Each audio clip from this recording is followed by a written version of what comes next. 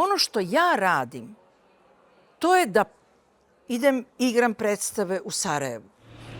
Snimam filmove sa bosanskim rediteljima i glumcima. Takođe, idem u Hrvatsku, na proleće ću doći ovde u Ljubljanu, radit ću jedan projekat u kome će učestvovati glumci iz Beograda, iz Slovenije, iz Hrvatske.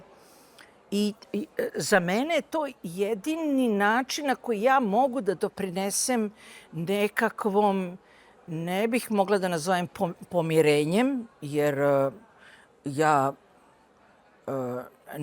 ne mogu da utičem na pomirenje ljudi koji su nešto izgubili sa onima koji su im zlo učinili.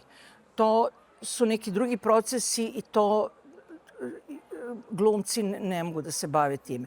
Ali ono što ja mogu i što ja radim, to je da zapravo